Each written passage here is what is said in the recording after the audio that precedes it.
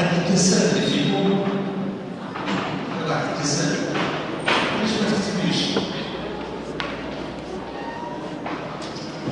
الكتابة تساعد على التركيز نفس اللي كتبتي فيه هذا هو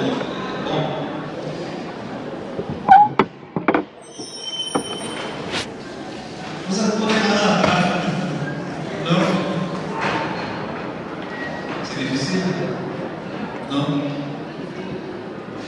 Profitez de votre présence ici de parents pour apprendre un peu le dialecte. Le dialecte, c'est important. Le dialecte basé aussi, c'est très important. Vous êtes bien plié. Togo, enchanté.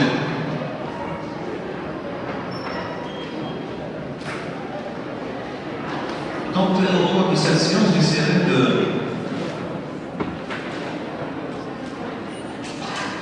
d'évoquer, d'aborder le règlement. Si j'aurai le temps, j'essaierai aussi d'aborder un autre thème qui concerne la coutume. La coutume. Donc, deux sources directes de la règle de droit. Qui nous reste les deux sources directes de la droit qui nous reste, savoir le règlement et la coutume. Concernant le règlement,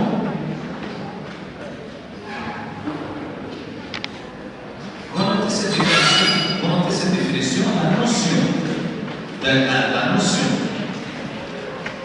de règlement.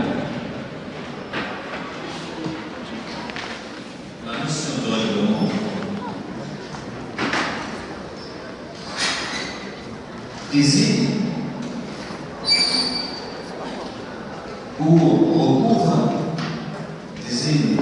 recouvre l'ensemble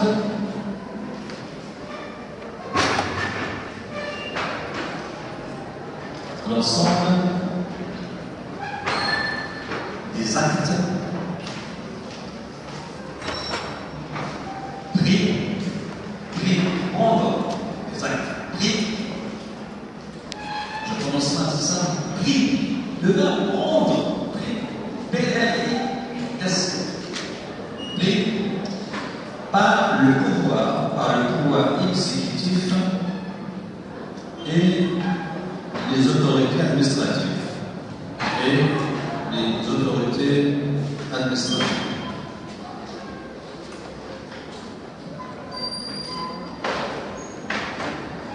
La notion de règlement désigne ou recouvre l'ensemble des actes pris par le pouvoir exécutif et les autorités administratives dans les matières qui ne relèvent pas du domaine du Parlement.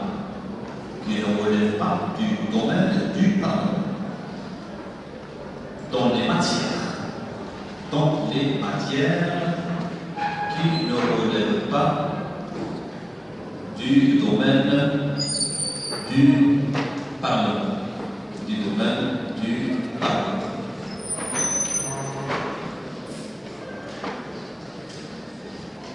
Qu'est-ce que ça veut dire?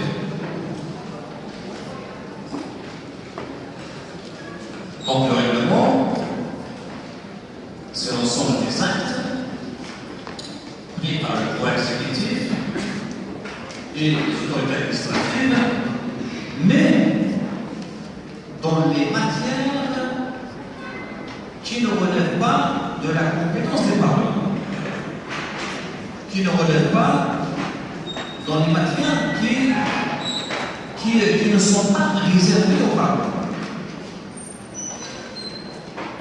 Voilà ce qu'on entend par le règlement d'un ensemble, de l'ensemble des actes pris par le pouvoir exécutif et les autorités administratives dans les matières qui ne relèvent pas de la compétence du Parlement. Nous avons déjà évoqué les matières des Parlements. D'accord? Les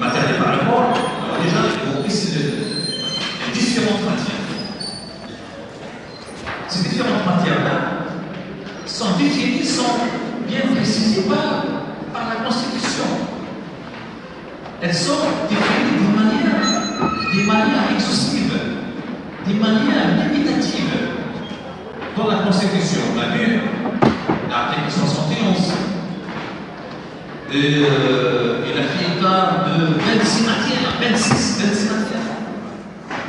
Il y a aussi d'autres articles dans la Constitution qui font état aussi d'autres matières qui relèvent de la compétence du Parlement. Le règlement, c'est un ensemble des actes par le pouvoir exécutif du citoyen, mais dans les matières qui ne relèvent pas de la compétence du Parlement. C'est-à-dire les matières dans lesquelles peut intervenir le règlement sont des matières autres. Il faut bien retenir cela. Sont des matières autres que celles réservées au Parlement. Et quelles sont ces matières autres? On ne les connaît pas, ces matières autres. Toutes les matières, à part les matières dans lesquelles peut intervenir le Parlement, à part les matières dans lesquelles peut intervenir le Parlement, toutes les autres matières, qui ne sont pas définies par la Constitution. Seules les matières qui sont définies par la Constitution sont celles qui sont réservées au Parlement. On les connaît. La Constitution a bien précisé, a bien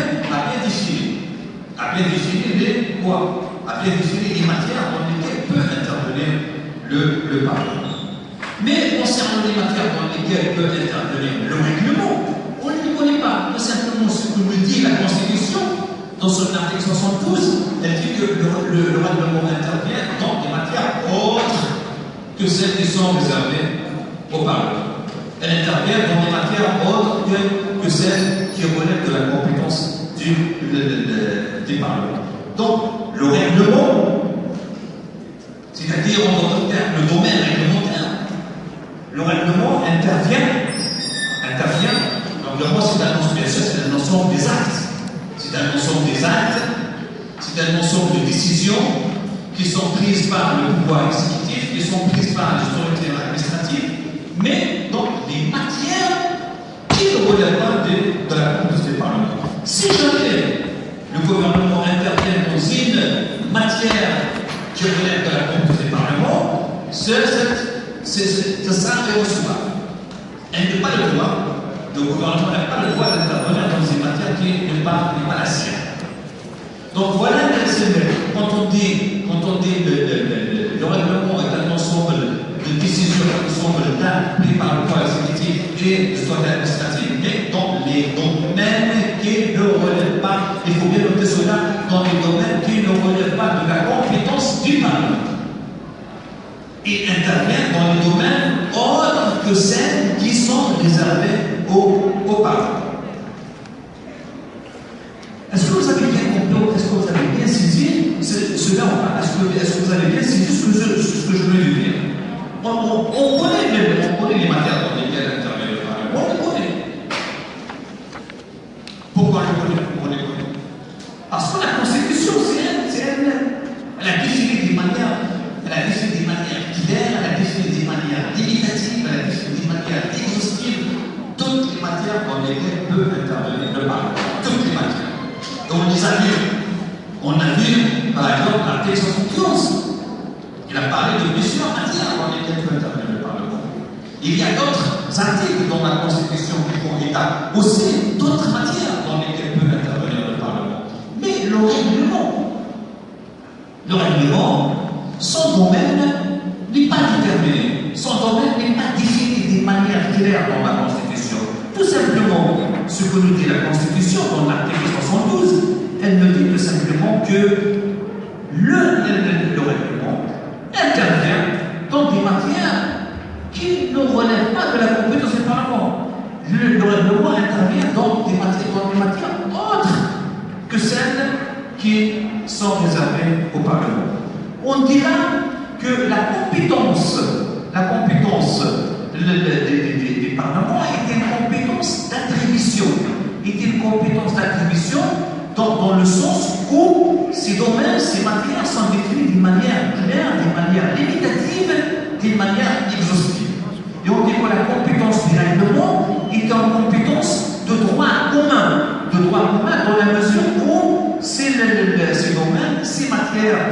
d'intervention, les matières dans lesquelles intervient le règlement, ne sont pas définies. On dit que la compétence des règlements est une compétence de droit commun, alors que la compétence des parlements est une compétence d'attribution de la mesure, où ces matières d'intervention sont bien définies, sont bien précisées par la Constitution.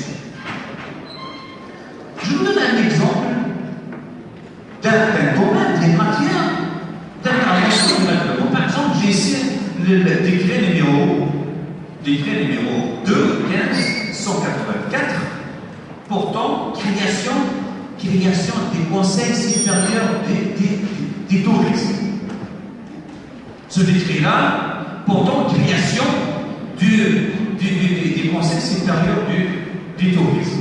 Voilà une matière qui revient au règlement. Cette matière-là, c'est-à-dire création des conseils supérieurs du tourisme, on ne le trouve pas dans la Constitution concernant les matières dans lesquelles peut intervenir le Parlement. Ce n'est pas le Parlement qui a le droit de créer le conseil supérieur du tourisme. Pourquoi il n'a pas le droit? Le Parlement n'a pas le droit de créer le conseil supérieur du tourisme. Pourquoi? Parce que ce conseil supérieur du tourisme, la Constitution, il n'y a aucune matière qui porte sur ça. Il n'y a aucun domaine qui porte sur ça, sur la création du Conseil supérieur du tourisme. Donc, la création du Conseil supérieur du tourisme fait partie des matières dans lesquelles peut intervenir le règlement. Pourquoi? Parce que cette matière-là ne relève pas de la compétence des parlements. En d'autres termes, plus clair, le règlement, son domaine d'intervention n'est pas défini par la Constitution. Le règlement peut intervenir dans toutes les matières, à part les matières qui relèvent de la compétence des parlements. Et peut intervenir dans tout domaine, sauf les domaines qui sont réservés au Parlement. Et les domaines qui sont réservés au Parlement, ils sont clairs. La Constitution, elle parle, la Constitution de ces domaines de manière claire. La Constitution, elle les a énumérés de manière limitative, exhaustive, elles sont claires, elles sont dans la Constitution. La Constitution fait état de ces différentes matières. Alors que les matières dans lesquelles peut intervenir le gouvernement, ces matières-là ne sont pas définies. Donc, les matières dans lesquelles peut intervenir le règlement sont les matières autres, il faut bien dire cela, autres que celles qui sont réservées au Parlement.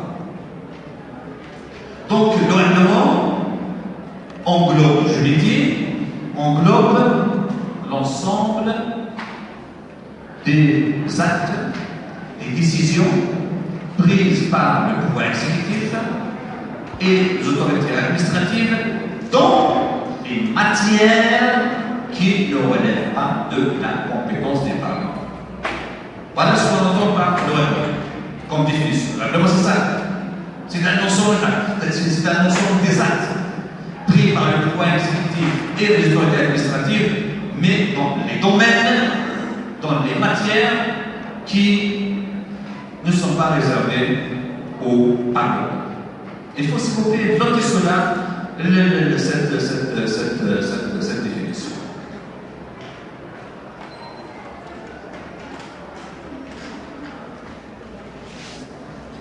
Concernant les catégories du règlement, d'abord, qui détient le pouvoir réglementaire au Maroc? Qui détient le pouvoir? C'est quoi le pouvoir réglementaire? Ils sont attendus bien. Oui, d'accord, mais c'est quoi le pouvoir réglementaire? C'est le pouvoir dont dispose le pouvoir exécutif et les autorités administratives. Ce pouvoir-là leur permet, dans nos pouvoirs exécutifs et les autorités administratives, leur permet d'édicter des règlements. Le pouvoir réglementaire, c'est ça. Qui détient le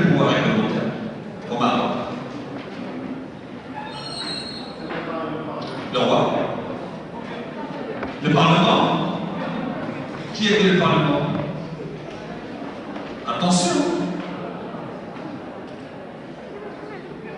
Le roi, le chef du gouvernement, bien sûr, et les ministres. Selon là, si je me écoutez bien, ici je me réfère à la classification faite par Mohamed El-Sayed, celui qui a fait cette classification. Les catégories de dialogue.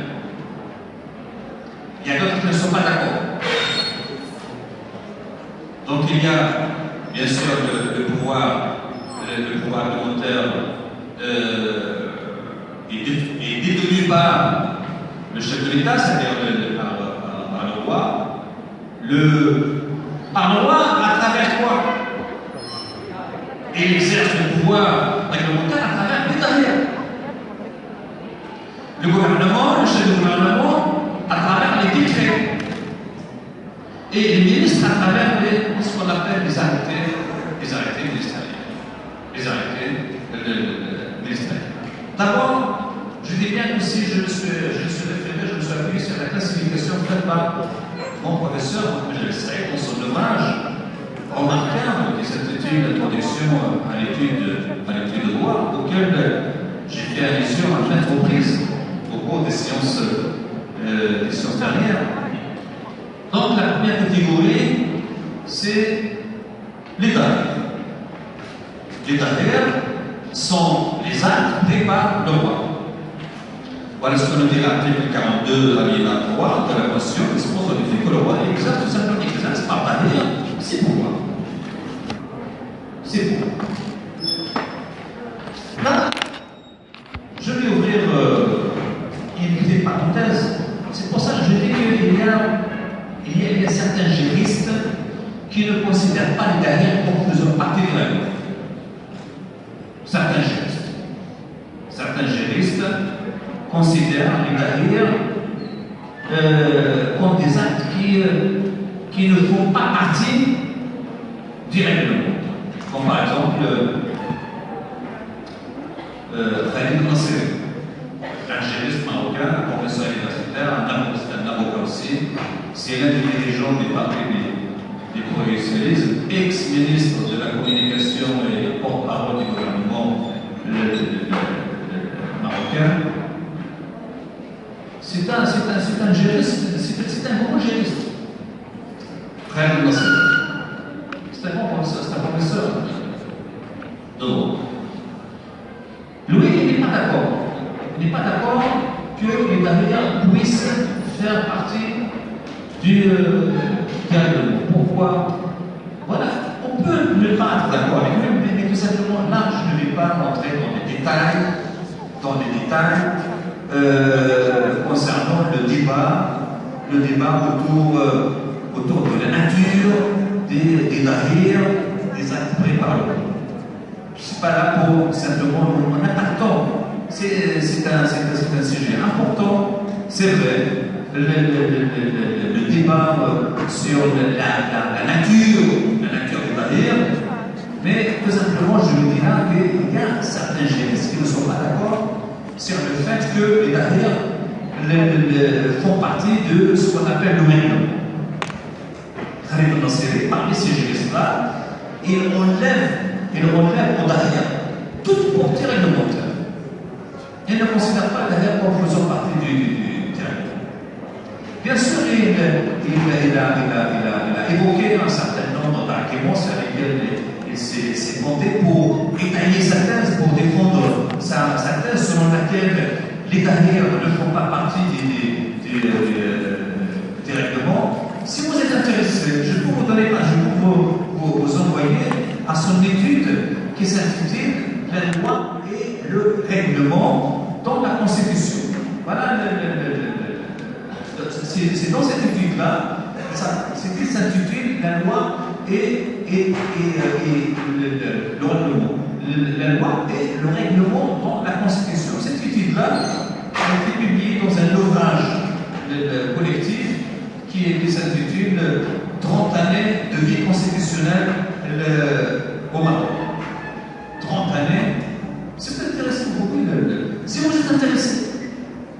Si vous aurez le temps de lire cet article pour connaître un point de vue, pour connaître son point de vue, il est important. Il dit tout simplement pourquoi important.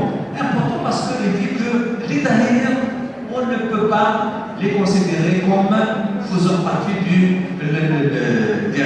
On ne peut pas considérer les Dahirs comme faisant partie des actes réglementaires. Non.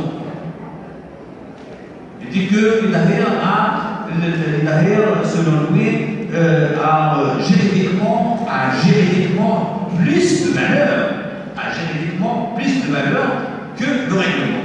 Bien sûr, il développe dans cette étude-là un certain nombre d'arguments sur lesquels il se base pour défendre, pour détailler sa thèse. Il y a même certains juristes marocains, d'autres juristes marocains, qui disent que les Dahirs ont une valeur juridiquement et une valeur plus que les lois votées par le Parlement.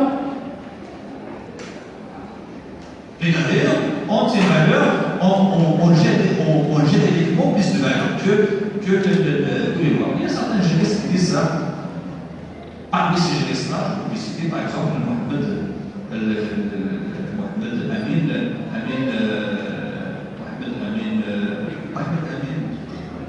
ne me rappelle plus de Mohamed Amin, il reste Mohamed Amin Belaki. Mohamed Amin Belaki, c'est un professeur de droit d'Agdem, il est très connu, et aujourd'hui il est membre des conseils constitutionnels marocains. Donc, lui, il dit ça, il dit que les Dahirs ont juridiquement une valeur, plus de valeur que les lois votées par le Parlement. Bon, ça c'est un autre débat, je ne veux pas rentrer dans les détails de ce débat-là, qui porte, comme je l'ai dit, sur la nature des Dahirs, c'est-à-dire des actes faits par le. Mais il y a d'autres juristes, comme par exemple Michel Boursier, qui dit non. Les actes pris par le roi sont des actes réglementaires. Pourquoi ils sont actes réglementaires? Parce que le roi fait partie du pouvoir exécutif. Et les règlements sont des actes pris par le pouvoir exécutif et les autorités administratives. Puisque le roi fait partie du pouvoir exécutif, le pouvoir exécutif au Maroc, le roi le partage avec le chef du gouvernement. Donc le roi partage le pouvoir exécutif.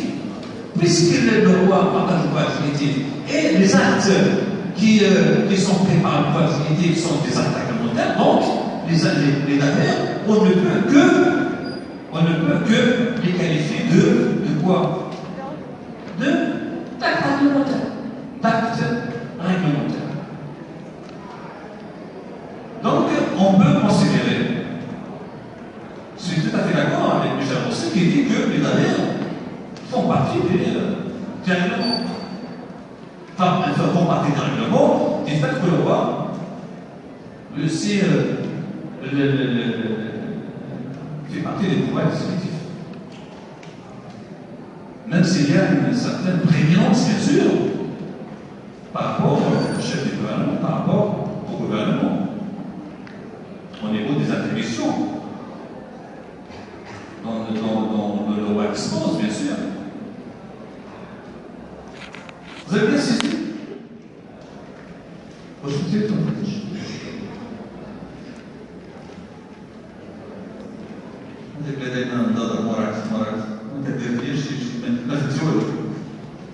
est-ce que vous avez compris? Oui, non. Vous avez compris ou pas? La majorité a compris, c'est tant mieux. Voilà, les Dahirs. Donc les Dahirs font, comme je dis, font partie des actes réglementaires.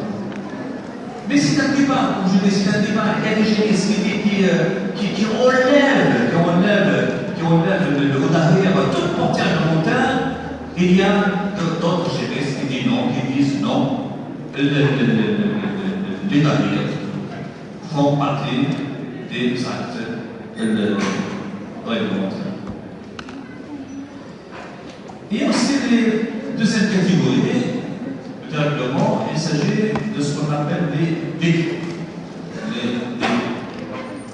L'article 90 de la Constitution dispose que le chef du gouvernement exerce le pouvoir réglementaire.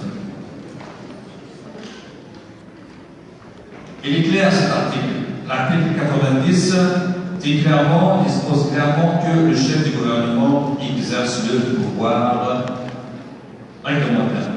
C'est-à-dire le pouvoir réglementaire, comme j'ai dit, le pouvoir d'édicter les règlements. Le devoir d'édicter les règlements dans les matières qui ne relèvent pas de la compétence du Parlement. Ici, normalement, je fais ici allusion à ce qu'on appelle les décrets autonomes. Les décrets autonomes, non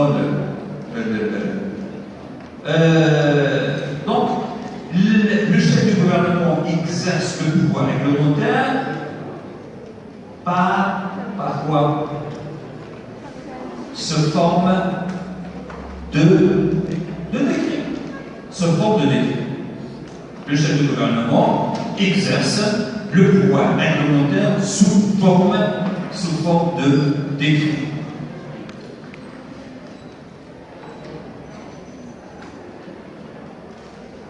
On peut distinguer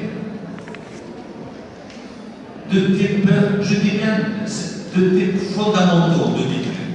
Deux types fondamentaux.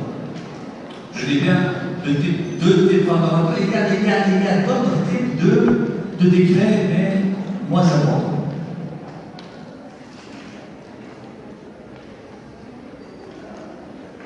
Bon, par exemple, on dit qu'il y a le décret qui clore la session parlementaire. C'est un décret.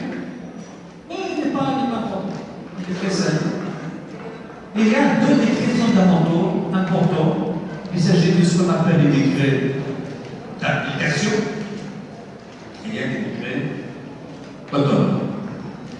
S'il vous plaît, il faut bien noter cela parce que j'ai déjà posé des questions sur la différence qui existe entre un décret d'application et un décret autonome. Sincèrement, je vous le dis sincèrement. Très peu d'étudiants qui ont répondu à cette question pour voilà. Et pourtant, elle est très simple. Je ne comprends pas. Franchement, je ne comprends pas. Je pose des questions très simples, mais malheureusement, je ne sais pas pourquoi. Je ne sais pas. Est-ce que c'est ma faute? Je ne l'explique pas bien. Je ne sais pas. Vous avez le polygone. J'ai essayé d'être plus clair possible dans mes explications. Et pourtant, lorsque je corrige les copies de mes chers étudiants,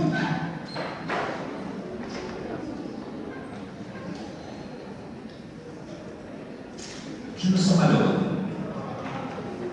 Franchement. Malheureux.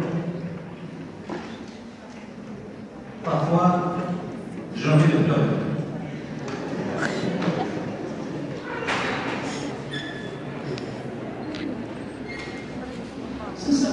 Sincèrement.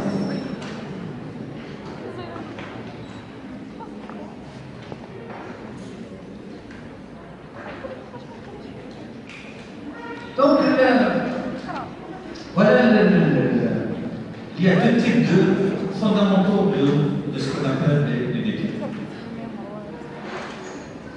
Les décrets d'application et les décrets autonomes. Les décrets d'application sont des décrets qui sont subordonnés à la loi.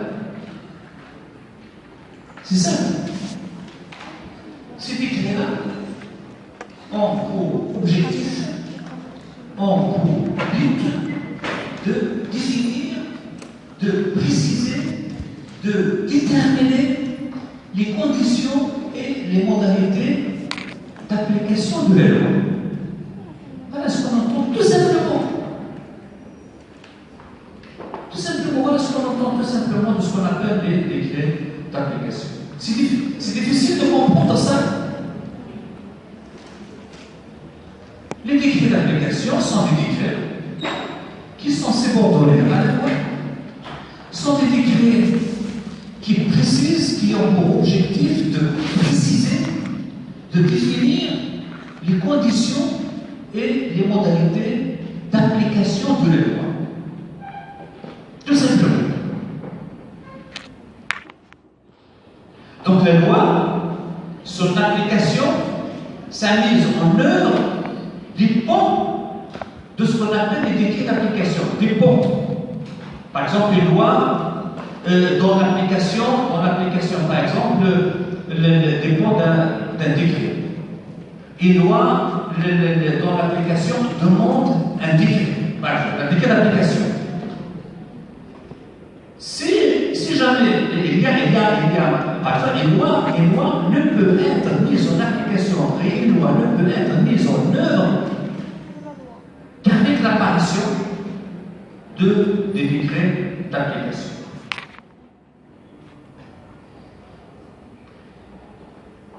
Ça me vient à l'esprit une loi qui date, il faut bien entendre ça, une loi qui date depuis 1995, elle n'est pas jusqu'à aujourd'hui, elle n'est pas mise en œuvre pour l'application. Il s'agit d'une loi qui interdit de filer dans les espaces publics. Il y a une loi qui interdit de filer dans l'espace public. Cette loi-là date depuis 1995. Et elle n'est toujours pas appliquée. Pourquoi elle n'est toujours pas appliquée? Parce que jusqu'à maintenant, le décret de son application ne voit toujours pas le jour. Jusqu'à maintenant, le décret d'application ne voit toujours pas le jour. Donc, pour qu'une loi soit appliquée, il faut bien sûr, un décret d'application.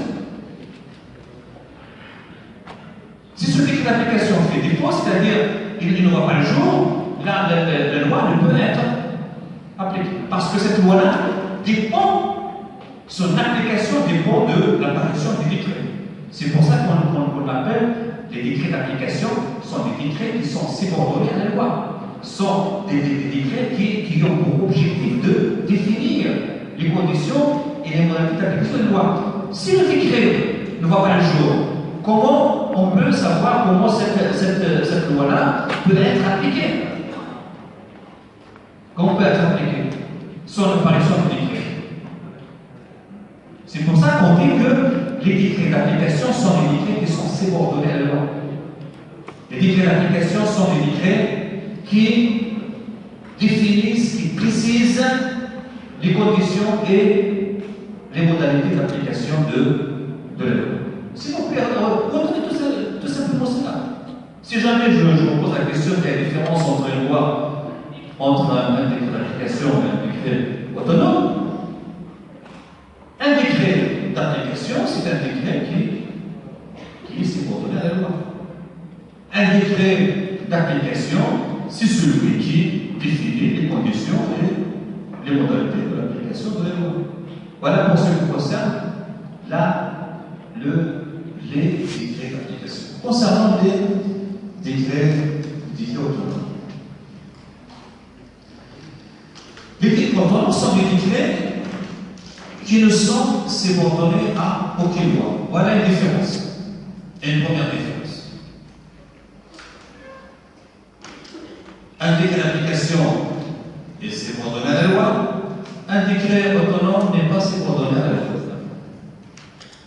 C'est un décret autonome dans la mesure où il intervient à ce qu'on appelle autonome. Les décrets, les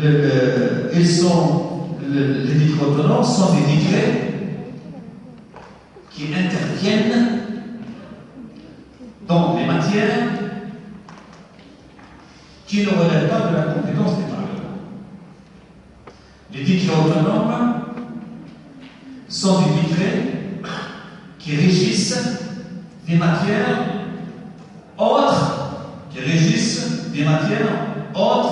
que celles qui sont réservées au Parlement. Voilà ce qu'on entend par les décrets autonomes. Les décrets autonomes sont des décrets que le sont subordonnés à aucune loi. Ils sont autonomes dans la mesure où ils interviennent, où ils régissent des matières qui ne relèvent pas de la compétence des parlements, qui régissent, qui interviennent dans les matières autres que celles qui relèvent de la compétence des parlements. Ils interviennent dans le règlement, les décrets, ils interviennent dans les domaines qui ne relèvent pas, il faut bien que cela, qui ne relèvent pas de la compétence des parlements. Ils sont des décrets autonomes, selon l'expression employée par le professeur Jean-Louis Combert, que vous trouverez dans le Polycom. Les décrets autonomes sont des décisions spontanées, prises par le pouvoir exécutif. Tout simplement, ce qu'on doit retenir lorsqu'on évoque ce qu'on appelle les décrets autonomes, c'est que les décrets autonomes sont des décrets qui ne sont subordonnés à aucune loi. Et sont des décrets qui interviennent dans des matières autres que celles qui sont réservées au Parlement.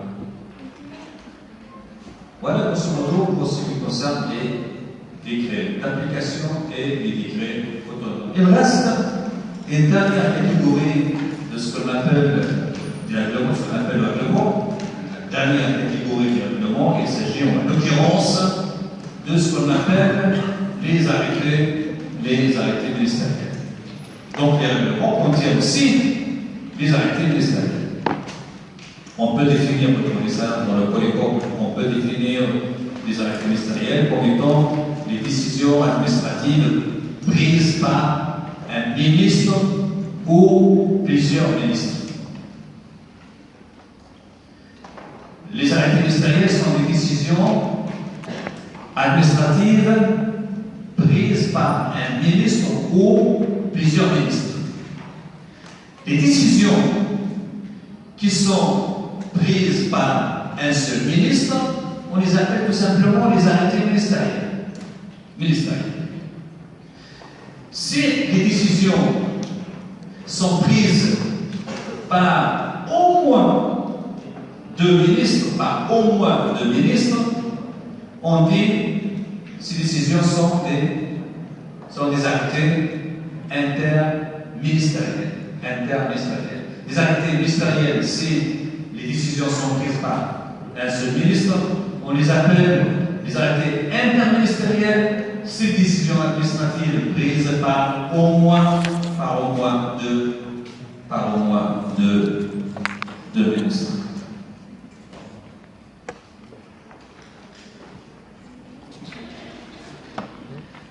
Un autre point concerne l'autorité du règlement.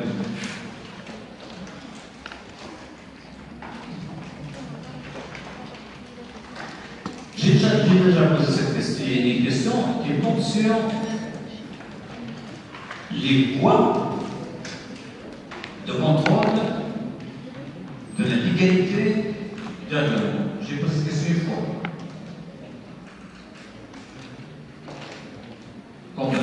Sincèrement, peu de visions ont répondu à cette question convenable. Donc, quand on évoque l'autorité du règlement, on fait ici allusion au contrôle de la légalité du règlement. Qu'est-ce qu'on entend par le contrôle de la légalité du règlement? Qu'est-ce qu'on entend par le contrôle de la légalité du règlement? Tout simplement, on n'entend pas le contrôle de règlement simplement de vérifier si le règlement est conforme ou pas conforme à la loi. À la Constitution de la loi.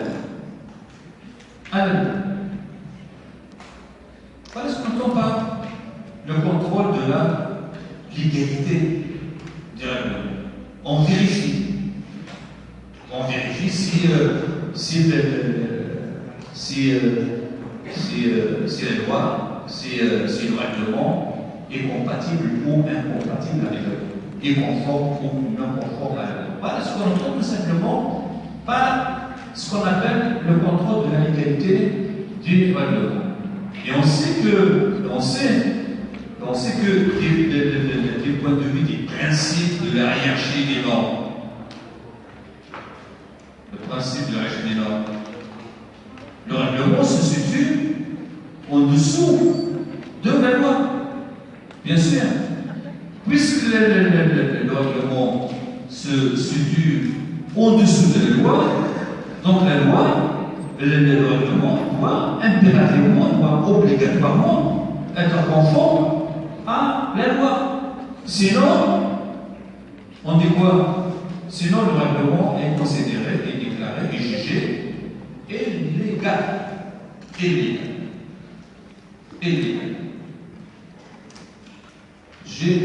Si le règlement n'est pas conforme à la loi, on le considère comme illégal. La question que j'ai posée au cours d'un contrôle portait sur les formes. Les formes de contrôle. Les voies de contrôle. Les formes de contrôle de la légalité du règlement. Il y a deux formes de contrôle de la légalité du règlement. Il y a ce qu'on appelle, là, concernant le contrôle de la légalité du règlement, là, je vais tout simplement me focaliser seulement sur quand je parlais de la première forme du contrôle de la légalité des règlements concerne le recours pour excès du pouvoir. Et deuxièmement, concerne l'exception ce qu'on appelle l'exception d'inégalité. Concernant le recours pour excès de pouvoir, là, je vais tout simplement vous focaliser sur le recours en annulation. Le recours en annulation de l'acte réglementaire pour l'excès de pouvoir. Je ne parlerai pas, je n'aborderai pas le recours en indemnisation. Je parle tout simplement de recours en annulation de l'acte réglementaire pour excès de pouvoir. Donc, il y a deux formes de recours. Il y a le recours pour excès de pouvoir et il y a ce qu'on appelle l'exception d'illégalité.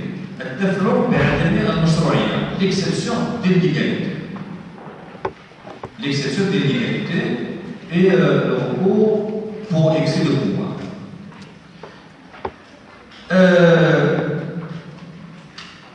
Voilà cela. Le recours en annulation. J'ai bien prononcé?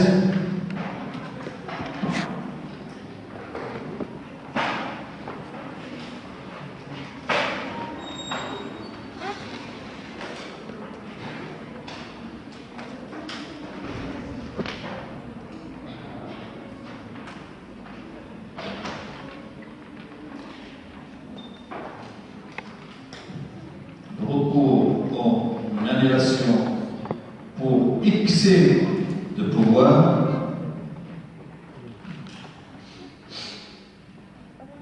Pour excès de pouvoir est un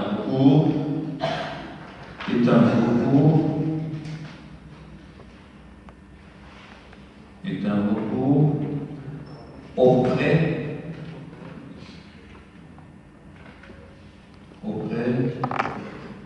du tribunal administratif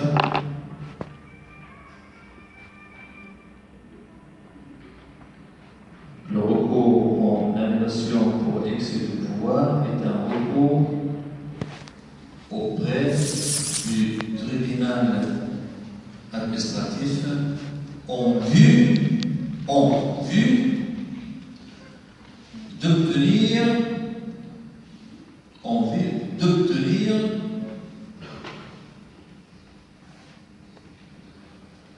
l'annulation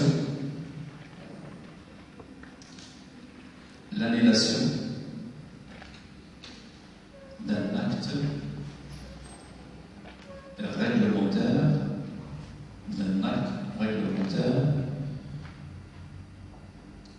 jugé illégal.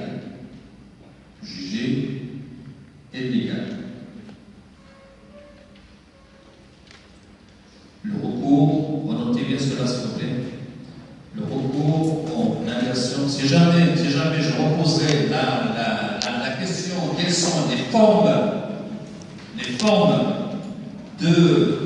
de contrôle de la légalité du règlement, voilà la première forme, la première voie de contrôle de la légalité du règlement. Je m'appelle le recours pour excès de pouvoir. Si je pose la question, quelles sont les formes de contrôle de la légalité du règlement? La première forme, c'est ça. La première forme, c'est le recours pour excès de pouvoir. Et voilà ce qu'on appelle le recours. Le recours pour l'annulation, je parle ici, ce n'est pas en indemnisation. Je ne parlerai pas de cette question. Je me focaliserai seulement sur l'annulation, sur le recours pour l'annulation. Voilà ce qu'on appelle le recours pour l'annulation pour excès de pouvoir. C'est un recours auprès du tribunal administratif en vue d'obtenir l'annulation d'un acte réglementaire jugé illégal, déclaré illégal. Là, il y a deux éléments fondamentaux dans cette définition. Deux éléments fondamentaux. Quels sont ces éléments fondamentaux? D'abord, le recours pour l'annulation pour excès de pouvoir doit être porté devant un tribunal administratif. Voilà un premier élément fondamental. Le recours pour l'annulation pour excès de pouvoir doit être porté devant une juridiction administrative. Premier élément fondamental de cette définition. Le deuxième élément fondamental, l'objectif de ce recours, c'est quoi? L'objectif du recours d'annulation, c'est d'obtenir l'annulation de l'acte réglementaire illégal, jugé illégal. Donc l'objectif, c'est ça l'objectif du recours d'annulation pour ce pouvoir, c'est d'obtenir l'annulation de l'acte réglementaire jugé illégal. L'annulation a un effet absolu.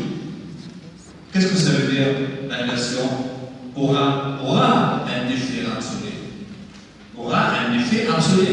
C'est-à-dire que l'acte réglementaire, il doit être considéré comme n'ayant jamais existé. Il ne doit pas à l'avenir recevoir application. Il est considéré comme n'ayant jamais existé. Donc, c'est fini. Il est annulé d'une manière définitive. D'accord? Donc, là, on le considère, quand on dit que l'annulation aura un effet absolu, c'est ça. C'est-à-dire, on considère que l'acte réglementaire comme n'ayant jamais existé. Il ne peut à l'avenir avoir application. Donc recevoir application. Voilà ce qu'on entend tout simplement le recours. Il faut bien retenir cela. Le recours, l'annulation pour excès de pouvoir, c'est un recours qui doit être porté devant un tribunal, devant une juridiction administrative. Vous n'est pas devant une juridiction ordinaire, devant une juridiction. Impérativement, le recours aux annulation pour excès de pouvoir, il doit être porté impérativement, obligatoirement devant un tribunal, devant un juge administratif, devant un tribunal administratif, devant une juridiction administrative. L'objectif du recours aux annulations, c'est quoi l'objectif? C'est d'obtenir l'annulation de l'acte réglementaire jugé illégal. L'annulation aura, comme je l'ai dit, aura un effet absolu. Dans la mesure où l'acte réglementaire illégal annulé doit être considéré comme n'ayant jamais existé. Donc le droit annulé est censé n'avoir jamais existé. Voilà, tout simplement, on se présente là. Vous avez bien compris? C'est clair, c'est clair, c'est très très clair. Le recours aux annulations pour excès de pouvoir, c'est tout simplement, doit être porté, ce recours doit être porté devant une juridiction administrative. Et l'objectif de ce recours, c'est tout simplement d'obtenir l'annulation de l'acte réglementaire jugé illégal. Concernant l'exception d'illégalité et notre forme de contrôle de la légalité territoriale, elle s'appelle l'exception d'illégalité. L'exception d'illégalité.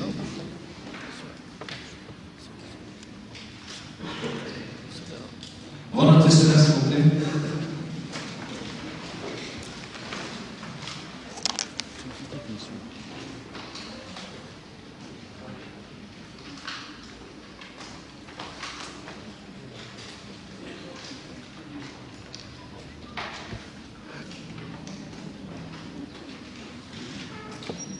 L'exception d'égalité est la voie,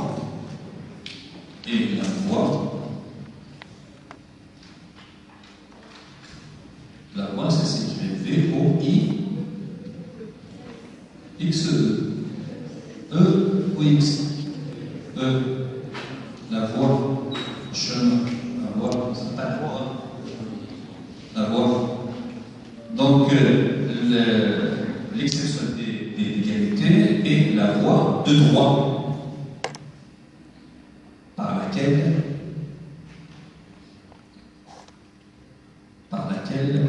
une partie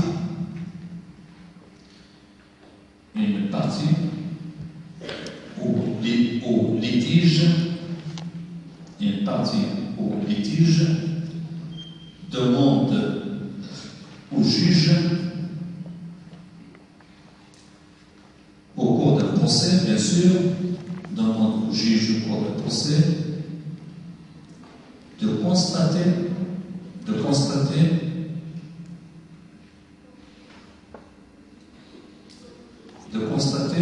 l'illégalité.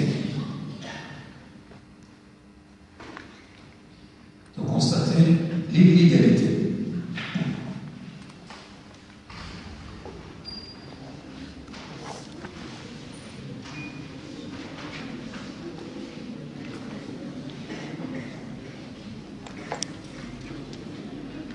Constater l'illégalité d'un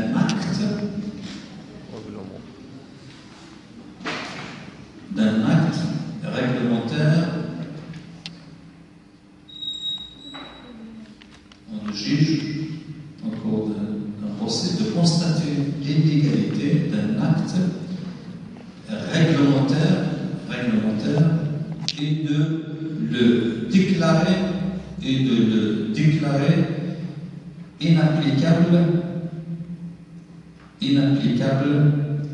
en l'espèce. Inapplicable en l'espèce.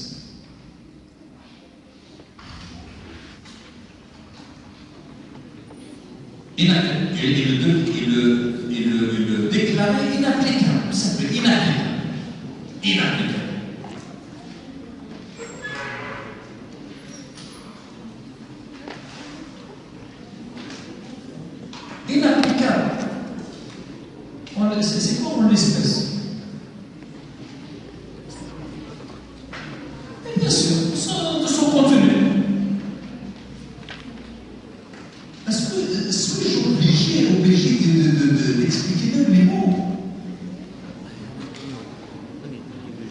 On n'a pas le temps.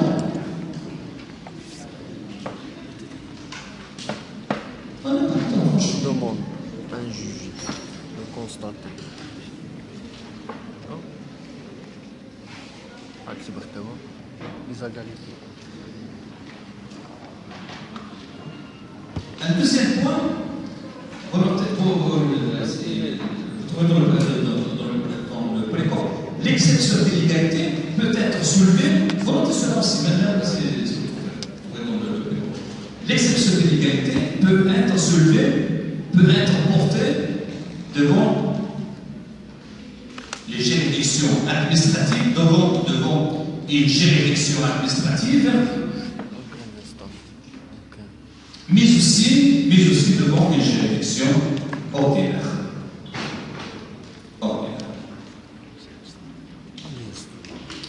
Qu'est-ce que vous avez compris? D'avoir l'exception de l'égalité et la loi de droit par laquelle une partie au litige demande au juge au cours d'un procès de constater l'illégalité d'un acte réglementaire et de le déclarer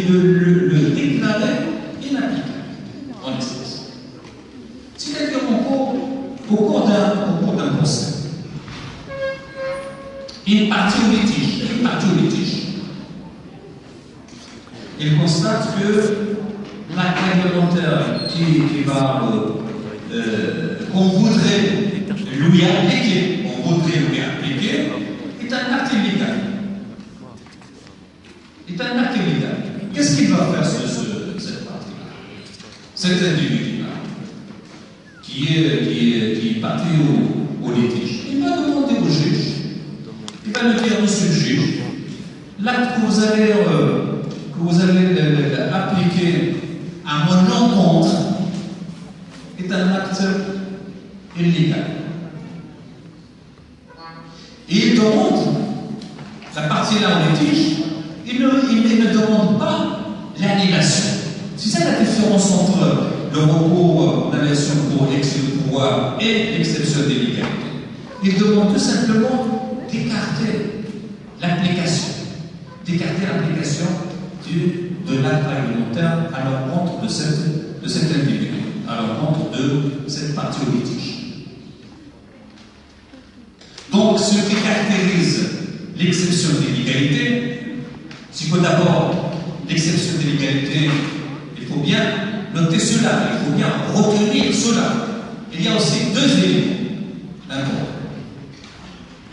Le premier élément, c'est que l'exception d'illégalité peut être portée devant un tribunal administratif, mais aussi elle peut être portée devant une juridiction ordinaire. Voilà une différence entre. Voilà une différence. Si jamais je vous pose la question quelles sont les différences entre le recours aux annulations pour excès de pouvoir et l'exception d'illégalité, voilà une différence. Voilà une première différence. La première différence, c'est quoi? C'est que concernant le recours pour excès de pouvoir, le recours ne peut être porté que devant un tribunal administratif. Alors que l'exception d'illégalité, elle peut être portée devant un tribunal administratif, mais aussi elle peut être portée devant un tribunal ordinaire. C'est la première différence. Un deuxième élément, c'est que l'objectif, ce n'est pas d'annuler l'acte réglementaire, c'est tout simplement d'écarter l'application de cet acte. Tout simplement écarter l'application. On ne l'applique pas. On ne l'applique pas à la personne qui l'a opposé. On ne l'applique pas tout simplement. Et lorsqu'on dit on ne l'applique pas, tout simplement, on l'écarte. Qu'est-ce que ça veut dire? Ça veut dire que l'acte réglementaire doit rester en vigueur, doit rester en vie. On ne l'annule pas. Voilà une deuxième différence qui existe entre quoi? Entre le recours pour excès de pouvoir et l'exception d'illégalité. La première différence importante, si jamais je pose la question, quelles sont les différences qui existent entre le recours aux annulations pour excès de pouvoir et l'exception d'illégalité? La première différence, c'est que le recours pour excès de pouvoir doit être porté uniquement, obligatoirement devant un tribunal administratif. Concernant l'exception de l'illégalité, non. Il peut être porté devant un tribunal administratif, mais aussi devant un tribunal ordinaire. La deuxième différence qui existe entre le recours pour excès de pouvoir et l'exception d'illégalité, c'est que concernant le recours en annulation pour excès de pouvoir, l'objectif du recours c'est d'obtenir l'annulation de l'acte réglementaire jugé illégal, alors que dans le cas de l'exception d'illégalité, l'objectif ce n'est pas d'annuler l'acte réglementaire, mais c'est tout simplement d'écarter l'application à la personne qui l'a posée. C'est-à-dire, l'acte réglementaire concernant l'exception d'illégalité, il n'est pas annulé. Il doit rester en vigueur. Il doit rester en vie. Alors que dans le cas des recours à la nation pour excès de pouvoir, non, l'acte réglementaire est considéré comme un acte mort, comme un acte qui est censé n'avoir jamais existé. On l'annule. On met fin à cet article, à cet acte réglementaire jugé illégal concernant le recours pour excès de pouvoir. L'acte réglementaire concernant l'exception d'illégalité, non. On ne l'annule pas, mais tout simplement on égale son application. Il reste en vie. Voilà la différence. Les deux différences, il y a deux différences qui existent entre le recours aux annulations pour excès de pouvoir et ce qu'on appelle l'exception d'illégalité. Un dernier point concernant le règlement, j'ai déjà parlé de ça. Il s'agit du domaine du règlement. Voilà ce que nous dit l'article 72 de la Constitution.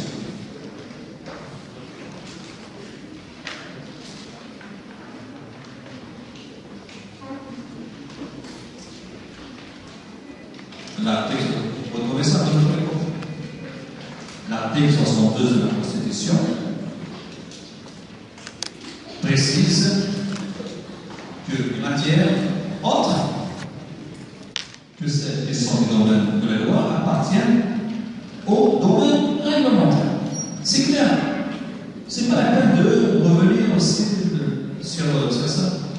Tout simplement, le domaine du règlement sont tout simplement les matières autres que celles qui ne sont pas réservées par le tout simplement. L'article précise les matières autres que celles qui sont les domaines de la loi appartiennent au domaine réglementaire. Donc le domaine réglementaire, vous trouvez ça dans le protocole, englobe toutes les matières qui ne relèvent pas de la compétence du Parlement. J'ai dit tout à l'heure, j'ai utilisé l'expression juridique, c'est que la compétence du Parlement est une compétence d'attribution. Une compétence d'attribution. Alors que la compétence des matières, le domaine des règlements, la compétence du règlement est une compétence de droit. De droit. Et une compétence d'attribution dans la mesure où les matières dans lesquelles peut intervenir le Parlement sont des matières définies, bien définies par la Constitution. Les matières dans lesquelles peut intervenir le règlement ne sont pas définies. C'est pour ça qu'on dit que c'est une compétence de droit commun.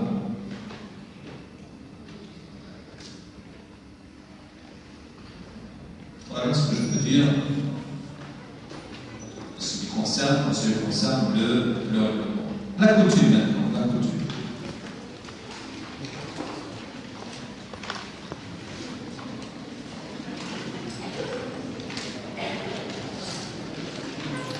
La coutume est une source directe ou indirecte? Directe. La coutume est une source directe de la règle de droit. On peut définir la coutume comme étant un comportement habituel, auquel on doit se conformer, c'est un comportement habituel auquel on doit se conformer parce qu'on croit à son obligation, parce qu'on croit à son caractère obligatoire. On se conforme à la coutume, on se conforme à un comportement, parce que tout simplement on croit à son obligation. On se sent obligé de se conformer avec à se conformer à ce comportement. On se sent obligé de se conformer à ce comportement. De cette définition se dégagent deux éléments. L'élément matériel et l'élément psychologique. L'élément matériel est constitué des comportements habituels. Il est constitué des comportements habituels. Pour que ce comportement puisse constituer une coutume, il doit remplir un certain nombre de caractéristiques. Pour que ce comportement puisse constituer une coutume, il faut que ce comportement réunir un certain nombre de caractères ou de caractéristiques. Quels sont ces caractères? D'abord, ce comportement, pour qu'il soit qualifié, ce comportement, parce qu'on a dit l'élément matériel, il est constitué de quoi? D'un comportement. C'est l'élément matériel, un comportement. Et pour que ce comportement-là, pour qu'il puisse être qualifié de coutume, il faut réunir un certain nombre de caractères, Et quels sont ces caractéristiques? Quels sont ces caractères? D'abord, ce comportement doit être général. Il doit être général, pourquoi? Pour pouvoir le qualifier de coutume. Il faut qu'il soit général. Il faut qu'il soit constant. Il faut aussi qu'il soit général, constant et ancien. Voilà les trois. Si je pose la question quelles sont les caractéristiques de la coutume, elle est générale, la coutume elle est générale. La coutume elle est constante et ancienne. Qu'est-ce qu'on entend par le comportement doit être général? Il ne faut pas comprendre le comportement doit être général. Il ne faut pas comprendre par ça que le comportement doit concerner toute la société. Doit concerner tous les membres de la société. Non. Un comportement peut être qualifié de coutume s'il ne concerne qu'un groupe de personnes, ou une région, ou une profession. Tout simplement, il ne faut pas comprendre le comportement doit être général pour pouvoir constituer une coutume. Il ne faut pas comprendre par ça que ce comportement doit intéresser, doit concerner toute la société. Il peut le concerner un groupe de personnes. Une région dans laquelle est répandu ce comportement. Et une profession générale. Un comportement devient coutume, c'est aussi constant. C'est quoi constant? C'est-à-dire tout simplement constant, c'est-à-dire tout simplement il doit être régulièrement suivi. Il doit être régulièrement suivi sans interruption. Tout simplement. Sans interruption de le temps. Ce comportement doit être suivi régulièrement. Sans interruption dans le temps. Et cette constance confirme le caractère sérieux du comportement et conforte son caractère obligatoire. Et aussi, pour qu'un comportement devienne coutume, il faut qu'il soit également ancien. Il faut qu'il soit aussi ancien. Pour qu'un comportement devienne coutume, il faut qu'il soit également ancien. À l'inverse de la loi qui peut être prise rapidement, la coutume nécessite généralement de longues années pour sa formation et pour son ancrage dans la société. Donc voilà les troisième caractéristique. Pour qu'un comportement devienne coutume, il doit être ancien. Le deuxième élément concerne l'élément psychologique. On entend par l'élément psychologique de la coutume le fait de croire tout simplement à son obligation. Le fait de croire, le fait de se sentir obligé de se conformer à la coutume. Tout simplement. C'est le sentiment, c'est le fait de croire, au caractère obligatoire de la coutume. Un dernier point qui concerne la coutume.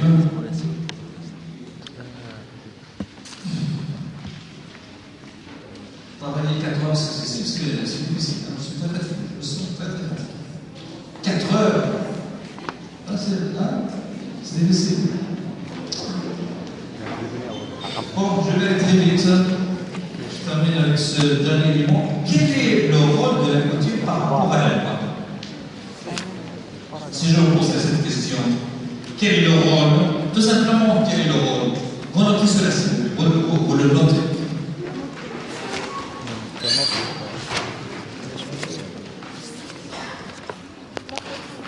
Vous mettez la question d'abord, mettez la question, quel est le rôle de la coutume par rapport à la loi? Par rapport à la loi.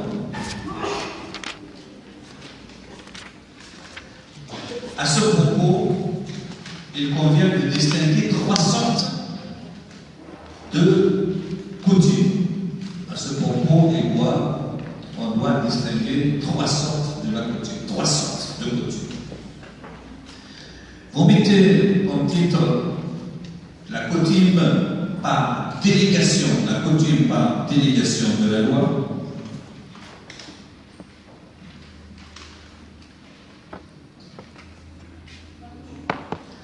La coutume par délégation de la loi.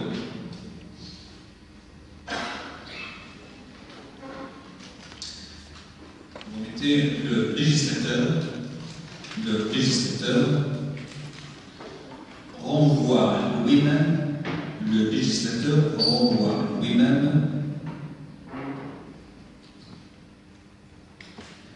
dans certains cas,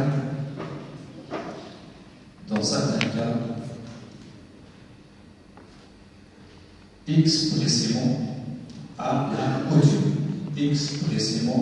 la coutume.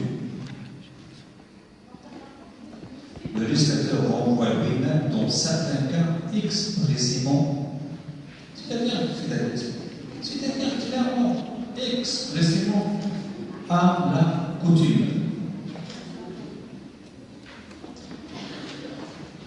Le code des obligations et des contrats, le code des obligations et des contrats par exemple,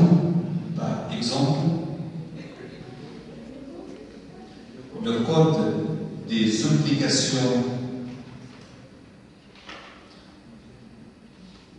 et des contrats,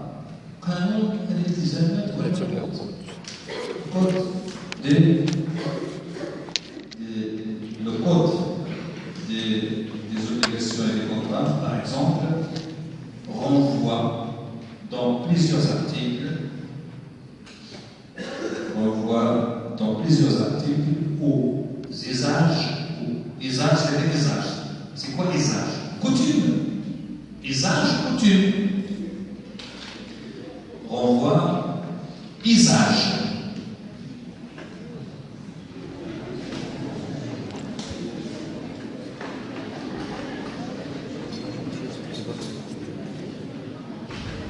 Au pluriel, aux usages et coutumes.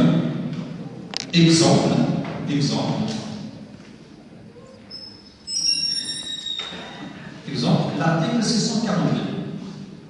L'article 642. On mettait deux points entre guillemets.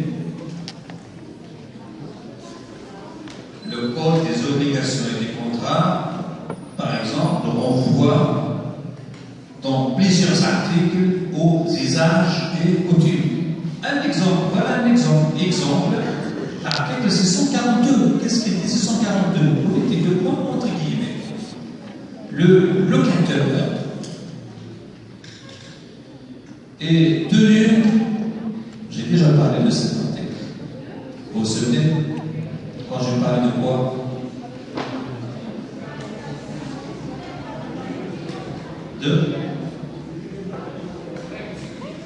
C'est un autre exemple, lui, cet exemple, pourquoi je l'ai évoqué? Pour expliquer quoi? L'exécutive. L'exécutive. Le locateur est tenu de payer des impôts.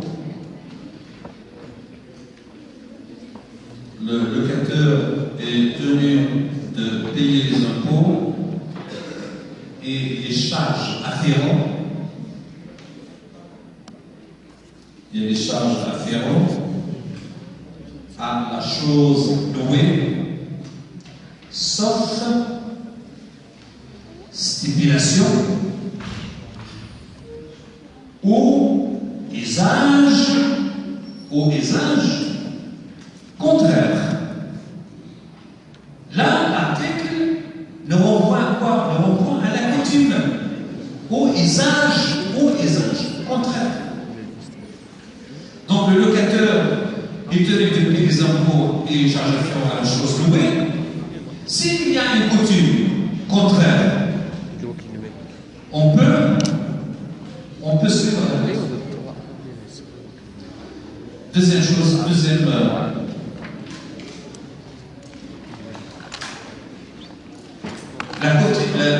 la coutume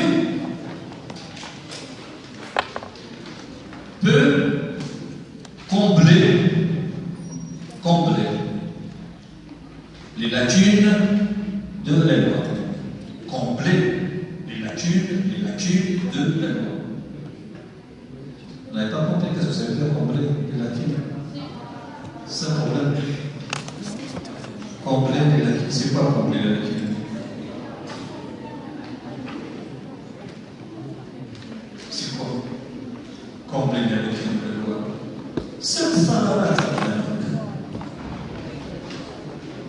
C'est-à-dire que la coutume peut régler des situations qui ne sont pas prévues par la loi. Voilà un autre rôle de la coutume. La coutume comble les lacunes de la loi. C'est-à-dire, en d'autres termes, elle peut prévoir, elle peut régler des situations qui n'étaient pas prévues par la loi. Elle peut combler les lacunes de la loi. Enfin, la coutume peut-elle contredire la loi? La coutume peut-elle contredire la loi? Est-ce que la coutume peut-elle contredire la loi? Elle peut contredire la loi, mais quelle loi? Elle peut contredire la loi, c'est petit. C'est petit, elle peut la contredire. La coutume peut contredire la loi, c'est petit. Mais elle ne peut en aucun cas contredire une loi impérative. Une loi impérative ou une loi, ce qu'on appelle aussi une loi d'ordre public. La coutume peut contredire une règle supplétive, mais elle ne peut en aucun cas contredire une loi impérative présentant un